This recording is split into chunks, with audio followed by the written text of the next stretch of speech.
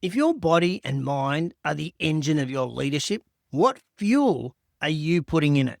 Because if you put diesel in a petrol car, it just won't splutter, it stops. Put low-grade fuel in a high-performance engine and it'll run, but never at its potential. Leaders are the same. If we feed ourselves the wrong inputs, rushing, reacting, ignoring values, skipping the basics, we shouldn't be surprised when our leadership misfires. Today, Heather Wise Soubra joins me to talk about the high-grade fuel of leadership, clarity, presence, habits, and the courage to lead yourself before leading anyone else. Welcome to the Fitness Business Podcast with your host, Justin Tamsett.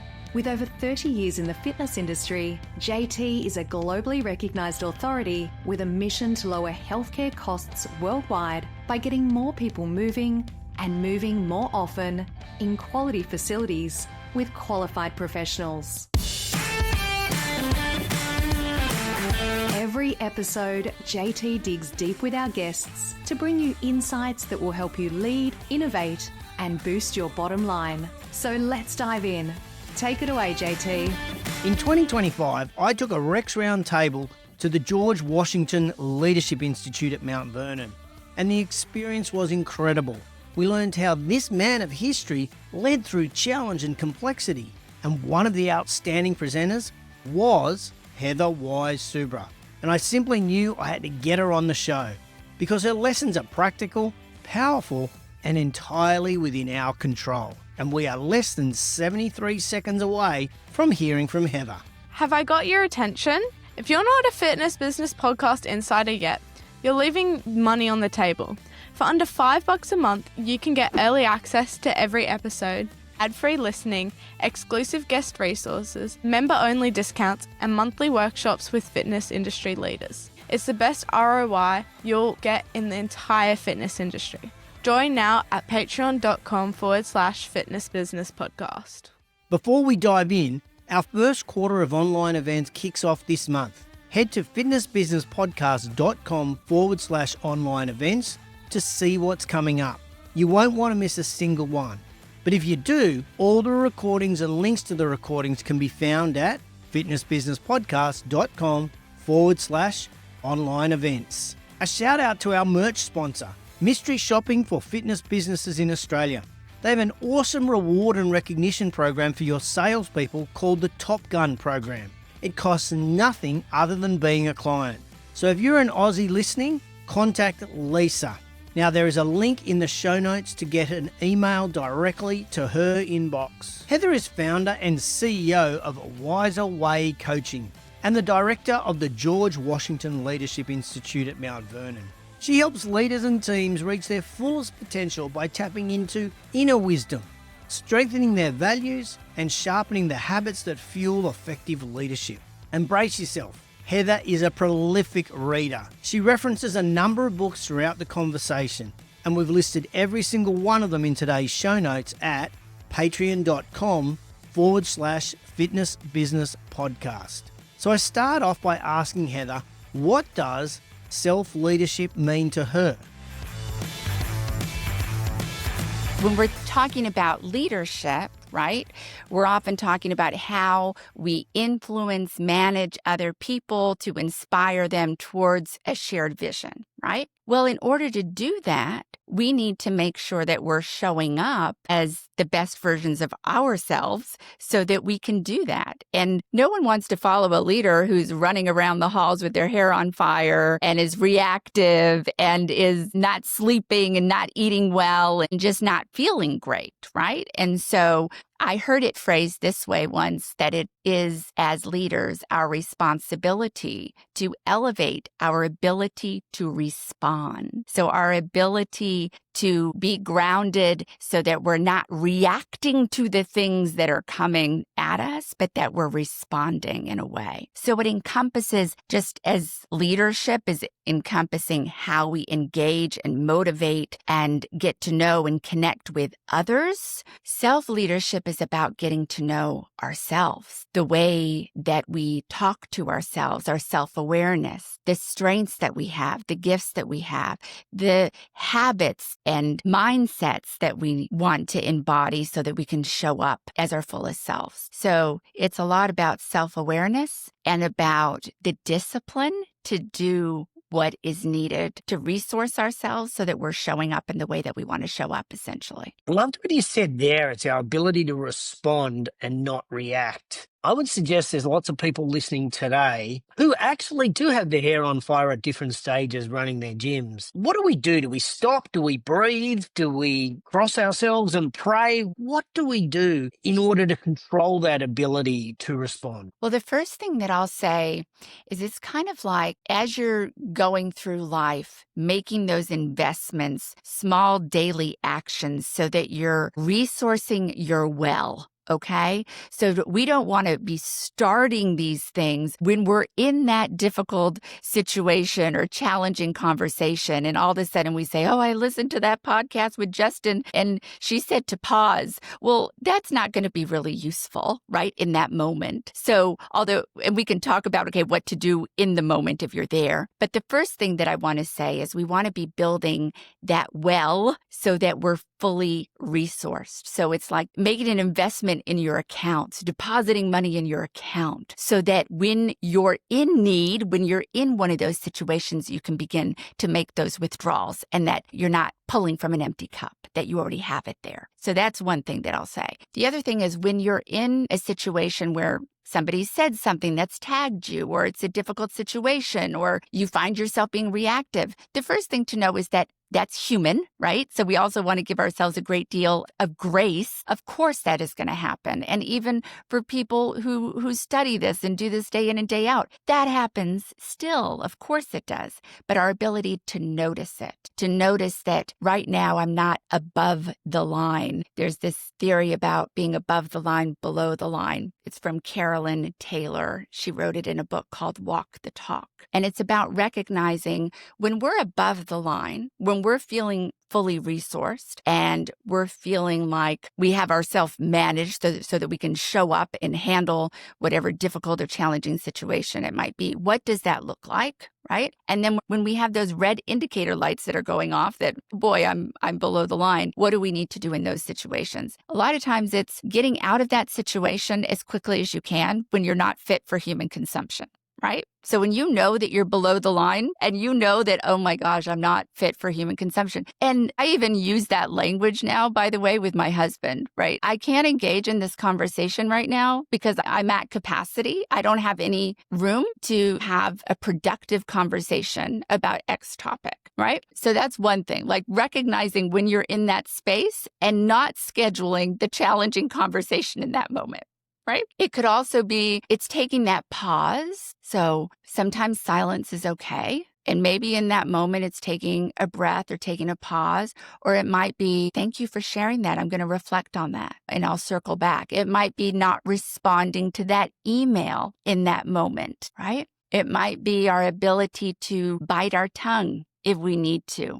And that's not about it because you know that I'm below the line right now. I know I want to say this and I want to be in integrity and authentic, but at the same time, that's not going to be productive. How can I make sure that I get myself back online before I engage any further? That was fantastic. We will put in the show notes Walk the Talk by Carolyn Taylor. So if you are interested in grabbing that book, we will put that there. And I have a sheet of paper next to me because I know, Heather, you will quote a lot of books. So I'm ready. My pen is poised to get all those books down to be able to pop that in the show notes. I do love the phrase not fit for human consumption. I will be using that as well in my family, and I think there'll be a lot of people using that. It's a great phrase. Can I ask, can we just talk about personal leadership values for a minute? I'm not sure people probably go to the extent of actually identifying, let alone clarifying, what those personal leadership values are. How important is that to us when we show up as a leader? I think it's really important to know who you are. Right? And part of knowing who you are is knowing what is important to you. What is it that you value? And so some of it is about asking yourselves questions like, if you're not sure, if some people say, gosh, that sounds right, but I don't know what my values are.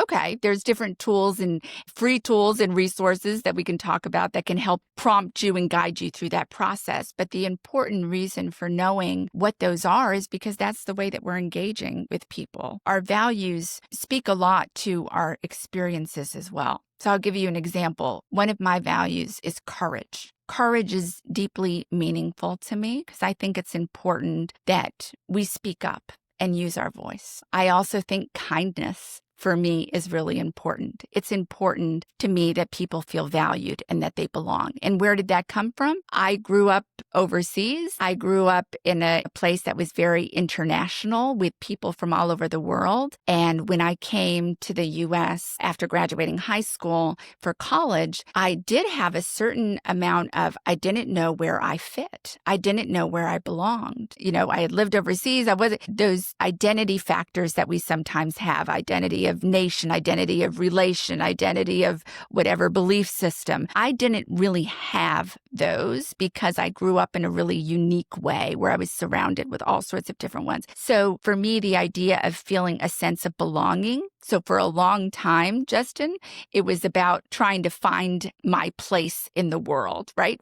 Figuring out where I belonged. What I learned, though, is that where we belong is with ourselves. And we create that by figuring out what it is that's important to you and then living a life such that the people in your life, the work that you do, the organizations that you work for are aligned with the values that you hold dear. And that's how we feel that sense of belonging. Yeah, thank you for sharing. That's a great story. Yeah. And so I think when we can find out what is important to us, either by asking ourselves questions like, who are the leaders in our lives that had a meaningful impact on us? What were the situations that meant a great deal to us and that it changed us in some way or led to some sort of transformation? And figuring out what those were, and then figuring out what are the practices in my life that I want to incorporate and build in. So for me, it's about making people feel valued and appreciated, because I think that's really meaningful. And if we want people to show up as their best selves, the best way to do that is to acknowledge the contributions that they're making to create that sense of trust so that when there are things that are not going well, not only do we want to be self-aware and giving ourselves the feedback when we need to realign, but then we've built the trust with the people in our lives, in our communities, at our workplaces where we can give them clear and kind feedback as well. I just think it's the basis of everything that we do. Organizations have values, right? And sometimes those organizations have values that are posted on websites and they don't show up anywhere else. They just show up on the website and you're like, well, that's interesting. On the website, it says this, but I see you doing XYZ. So for individuals, that's important too. What are the ways that I can show up as congruent and aligned with my truest self, with what I really care about in my heart? When we show up in that authentic way, that's what connects people to us. That's what allows us to be influential and towards moving people in a direction towards a shared vision and purpose at the end of the day and having that impact. Is there a degree of heavy self-reflection to identify those values and then how to live those values? Like, where would somebody start trying to work out, well, what are my values? Perhaps we know it intrinsically, but we've never actually put pen to paper. Yeah, I think there's a tool that I can share and I can get you the link to, Justin, but it's on Brene Brown's website and it's called Living Into Our Values and it's free, by the way. And she has a whole bunch of words. I think there's, maybe over 100 words. And they're things like, courage, kindness, family, contribution, being the best, being a good sport, belonging, career, all these sorts of things. And the exercise would have you, circle 20. Without overthinking it, what are the things that resonate with you? And then from there, there's a series of prompts where you can narrow down and narrow down and narrow down. Because some values, people say, my gosh, I can only choose 5 of all of these. That's impossible because I care about this and I care about this. But when we really look at it, what is the overarching value that maybe encompasses all of those other ones? Whether it's self-discipline, showing up as my best self. So for me, freedom and autonomy is really important to me. It's important that the people on my team have some sort of sense of agency and autonomy. And in order to do that, what do we need? Discipline, right? And for me, freedom comes because I have discipline. And so it may seem like a paradox in leadership is full of paradox. In order for me to have freedom of my schedule and time, I have to be disciplined about the way that I block off my calendar, et cetera, et cetera. So there's many different kinds of tools like that. But back to your question, Justin, yeah, it's a series of prompts, taking the time to really ask yourselves these questions, and whatever comes up, paying attention to that. We'll put the link in the show notes to Living Into Our Values on the Brene Brown website. Are there any daily routines that we can get into that really help drill our values into our DNA? Yes. And so the overall topic of self-leadership that we started our conversation with, right, is about how do we manage our mind, our body, our spirit. Like those are kind of the anchors of what holds us up. Right? So with our mind, some of the things to think about are how are we talking to ourselves? Our inner dialogue, to me, is one of the most important things we can become aware of and know the impact that those mindsets and the way that we talk to ourselves has. I think it's probably the most transformational practice that I've engaged in, over this 25 years of being in this space, of really being disciplined about my inner dialogue and the way that I'm talking to myself. And so many times, and I've heard, we're human, and I've heard people talk about, oh my gosh, some of the things I say to myself, I would never say that to my team. I would never say that to a friend. Okay, pay attention to that. Well, wow. Right? But you're saying that to yourself. What's going on there? What would happen if we treated ourselves just like we did our best friend or a good friend, or the way that we treat our teams? I think that is an incredibly important thing to begin becoming aware of how we're speaking to ourselves. I'd never say that to a friend. And how many people, gosh, that is amazing. And it's powerful too, because our mindsets, I think we don't realize the power of our thoughts to lead to the way that we feel, which leads to the way that we act and behave in our behaviors and our actions, which leads to our results. And it really all is based in what are our mindsets and how are we talking with ourselves? What are the relationship that we have with ourselves? So that's not an overnight thing, right? It's a practice and it's a muscle that we can build. But to just take a day and notice, that's interesting, right? Maybe even the first thing you do is just listen to your inner dialogue and the ways that you're speaking to yourselves and the way that impacts how you feel and the way that you act that day, just to pay attention. Heather, how do I get my shit together at the beginning of the day, have a positive dialogue about myself and what's going on in the day? Because we know that we're going to get thrown curveballs and obstacles throughout the day, but how do I just start my day talking positively about myself? Yeah, I think the way that we architect our mornings are the ways that our day usually goes. There was a time in my life where my day started with rolling out of bed, grabbing my phone and checking my email, having 5 panic attacks because of 5 crises that are happening that I have to solve, jumping in the shower and did I usually have a good day those days? No, that wasn't a day. That wasn't a way to organize my day. So I think focusing in on your morning routine and the architecture of that routine. And a lot of times I'll hear people say, well, I don't have time for that. Okay, well, can you make time for that? Because the time that you invest in that morning routine will pay off dividends in the end, right? How much time do we end up using because we're repairing relationships because we were running through the hall and we didn't say something, or we responded to an email in a bad way, or we didn't show up in the way that we wanted to show up? All of that takes time. So if we can architect our mornings such that we're showing up, by the time we get to whatever we're doing that day, we're feeling grounded. So it's about, how we wash our bodies every morning to wash the dirt off our bodies from the day before? Why don't we do that for our minds? And what are we doing? And it can be as simple as a 5-minute meditation. It could be just sitting for 2 minutes and doing some mindful breathing. Could be Tim Ferriss has this, I got this from him years ago on one of his books, and it's the 5-minute gratitude journal. And it's because people say, I don't have enough time. Okay, can you give 5 minutes? 5 minutes. And if we don't have 5 minutes in the morning,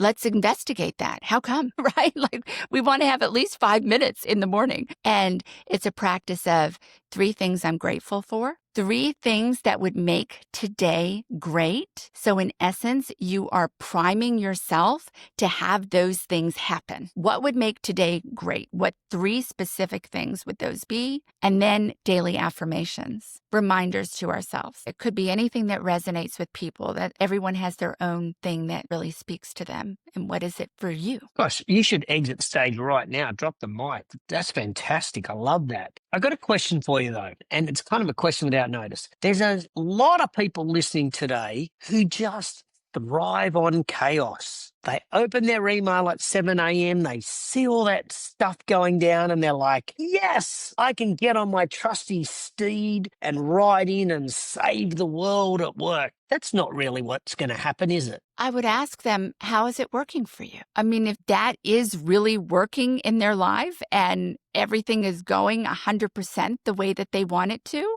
and they're having whatever definition of success it is for them, great. Everyone should do what works for them. I know in my situation, I was very driven, and not that I am not now, driven in a different way. I would say, ego-centered goals are draining. Heart-centered goals are nourishing. And when we're doing something that's aligned with our heart and our values, it feels supportive. So sometimes that does mean, right? There's nothing wrong with doing work that you care about. And yeah, maybe you are up for hours sometimes, but then also balancing that with, okay, this is going to be a really busy quarter, but then I know that I'm going to take some time here. Or in order to get through the next few weeks, I'm really going to make sure that I'm committed to doing my 5-minute gratitude practice or meditation, or making sure that I'm moving my body every morning, whatever it is for people. But when we are in that place where we're running on fumes and running on adrenaline and in that fight or flight response constantly, it's not sustainable over the long term. We can't be doing that forever. Love that. Now, in our demanding world of the fitness industry and our fitness businesses, and we're dealing with Gen Xers, Gen Ys, we're dealing with customers, there's a lot of discomfort for us, many people are probably thinking, and setbacks, and we're under high pressure to make decisions. How do we stay aligned around that decision making with our leadership values and we don't stray from the path? I think it's such a good question. And it reminds me of, do we want to be making those important decisions in a space of, I just rolled out of bed, checking my email, I'm in crisis, I'm in fight or flight? Or do we want to be making those decisions from a place of groundedness, of alignment, of congruency with what we care about, where we're headed, what our vision is, what success looks like, and taking the time to do it from that place? And in those moments where there is so much happening and it's hard to keep track, and in our world, there's so much happening right now, right? How can we use those values or those practices that we talked about to help us ground as anchors, right? In all of the swirl of everything that's happening right now in the world, or maybe in our businesses, may we use the practices of our morning routine, or the things that we care about, or the vision that we hold dear, to hold us and ground us. You know, that whole saying about, can we build our house on rock instead of build our house on sand? Building our house on rock means, okay, it's going to be windy and it's going to be turbulent times and it's going to be crashing. But because I'm anchored and I know who I am and I know what I care about, and I know the things that I need to do with my mind, body, and spirit in order to show up as the best version of myself, that's going to hold me steady while we go through this. Yeah, and there might be some turbulence and some bumps, but I can be grounded in those practices that come from a deep sense of what's truly meaningful in my heart. Wow, this show is going to drop in January. In fact, you could be listening any time of the year, and what a great time to just sit down and self-evaluate and really look at yourself around what those values are. Heather, can we talk about communication for a minute? There's people listening today, and they would be absolutely loving your voice tonality. When you're talking and you're kind of lecturing, if you will, it's one tone, but then when you lead into a role play, or where you're kind of talking about as if you'd be talking to somebody else or even yourself, your whole voice tone changes. You'd be aware of that.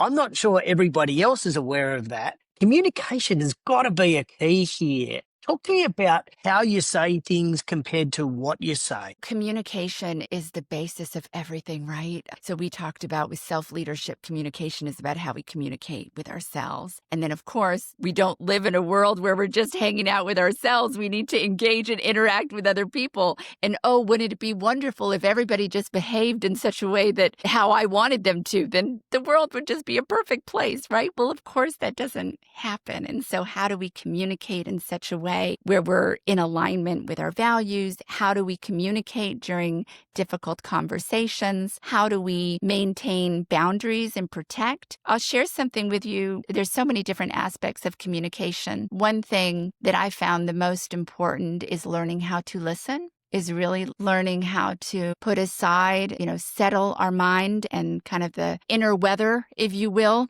that happens. And we're constantly thinking about, okay, as soon as they stop talking, I'm going to say this counterpoint and this counterpoint. And we're listening to respond rather than listening to understand. And we can really do that and listen to what the other person is saying. We can usually respond in such a way that is grounded in how we want to show up.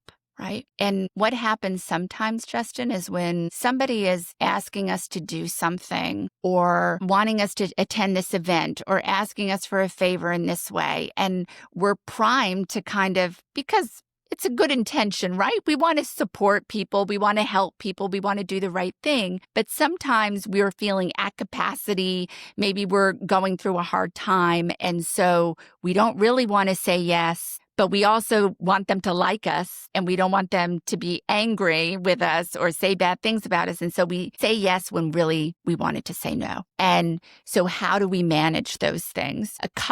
Here's some tools, right? So for boundary setting, because I hear this all the time from clients of how do I say no in such a way that is kind and clear and also not rude? Because have you heard the saying, no is a complete sentence? No. And is it? I mean, if you were to say, hey, Heather, I want you to be on my podcast, and I say no, period. What? Like, I would never talk to somebody, right? Like, you're right. It is a complete sentence. And yet a few other words can be a kind way. So here's an example. So let's say you want me to attend this event. Okay. And, usually what my mind dialogue would be is, my gosh, I can't do that. So let me share with him this whole giant excuse about why I can't do it, right? People struggle with this. Instead, hi, Justin, I can't make it. Thank you so much for the thoughtful invitation. I so appreciate that. I know because you're at the realm of that event, it is going to be fabulous. And I can't wait to hear more about it. That's a very different answer to no. Yes, right? It's still the same thing, but it's coming from a place of, instead of almost like protection, like, no, you will not cross this boundary. Instead, it's taking responsibility and accountability. I'm responsible for Heather's schedule and calendar. I know that I'm at capacity, so I can't make it. But I really appreciate, right? It's authentic, it's gracious, and it gets the message across. Another thing that you can do is, let's say somebody's asking you to do something and you're not able to do it. By the way, Jefferson Fisher has a fabulous book, and he also has a podcast, and he does videos and things on social media. But I find him to be a phenomenal communicator, and he has all sorts of strategies like the one that I'm about to share. He says another way that you can do that is, let's say somebody wants you to do something, donate to their charity or whatever it is, and you don't want to seem like a bad person. You can say, thank you for asking. I made a promise to myself that I'm not spending any money in January. So thanks for asking. I wish you the best of luck. Or whatever. It could be, I made a promise to myself to not make any plans this weekend because it's going to be all about restoring and recharging, or whatever it is, right? I made a promise to myself. I found that to be such an effective strategy because no one's going to argue with you. No one's going to say, oh, come on, break the promise to yourself. I made a promise to myself that, da-da-da-da-da. And that's it. So it's a way you're still holding, being accountable for what you can take on and the commitments, but you're doing so in such a way that's still in alignment with wanting to honor that person, right? Because they're not asking you to be a bad person. They're probably asking you because they're trying to get something done. Okay, we can admire the hustle. And when we're in that place, we need to sometimes ask people for things too. But it's a way to do it so you're still maintaining that relationship without compromising or betraying yourself. Oh, Heather, that is fantastic. And I appreciate the fact that you didn't say I made a promise to myself not to do any recordings of podcasts this month. Thank you. That's a great phrase. That's really cool. I was just going to say, and how do we know of all the things coming at us? How do we prioritize, right? Because maybe, oh my gosh, there's so many things, especially, by the way, for entrepreneurs or people who own their own business, especially in those beginning stages. A lot of times we don't want to say no to opportunities. And when we can anchor again in what's most important to us, what are the priorities? What is the vision that we've clarified with incredible detail of where we're going and what success looks like, that can then serve as an anchor to help us prioritize. Does that align with this?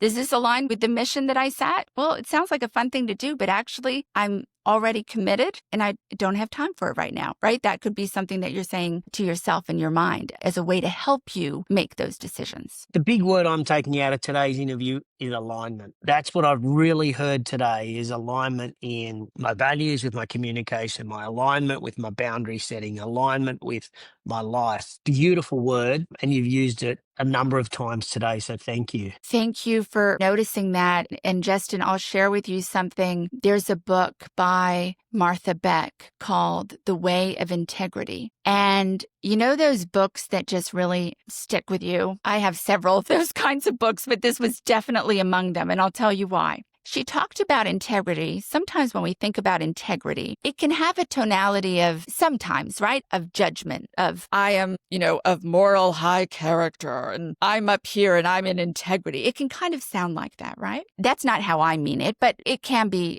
received that way with some people. She talked about it this way. She said, with an airplane, that in order for an airplane to fly, it needs to be in integrity. All of the different engineering systems and the mechanics of it all need to be aligned in such a way that the airplane is in 100% integrity. And then what can happen is the plane flies. She says the same is true for us as humans. When we are in integrity, in alignment with heart, with our true self, with what's most important to us, we're doing the work that's aligned. We're working for an organization, or we've created an organization that is in alignment with our truest purpose in the way that we want to serve. We fly. And that's why that alignment is so important in everything we do, because it will lead to the impact that you want to have in the world.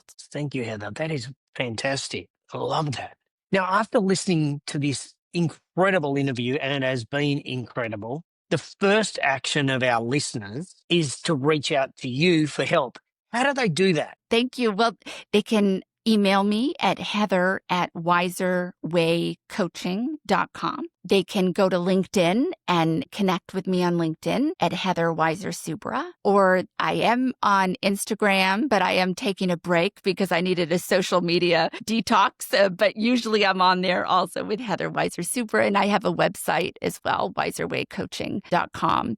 Additionally, I do leadership training and facilitation programs at the George Washington Leadership Institute, which is where I met you, Justin, where we talk about leadership through the lens of history here at Mount Vernon. So lots of different ways that I'm doing this work in different modalities. We will put all of those links in the show notes so that you have no excuse not to find Heather. She's made a promise to herself to get off social media for a while, but she will be back eventually. All right. So if the first action is to contact you, what's the second action that they should do? Any chance you could make this an exclusive tip for our listeners, something you've never told anyone before? Asking yourself the question, what do I want to give power to? And so when you're having those thoughts, you're having that inner dialogue, you're ruminating about some conversation that you had with someone at your job or whatever it is, asking yourself, what do I want to give power to in this moment, can really help you take your power back, right? There's so many ways that our energy can drain from us, and that is up to us. So reminding ourselves that we actually do have agency in the way that we think, in the way that we talk about ourselves to ourselves, in the way that we show up, and that it can be our responsibility to elevate our ability to respond and show up as the people that we want to show up in the world. What a perfect way to finish. You are awesome. That was fantastic. Thank you, Justin. Well, I so appreciate the invitation. I love the work that you're doing. I love all the people that are in your world are all,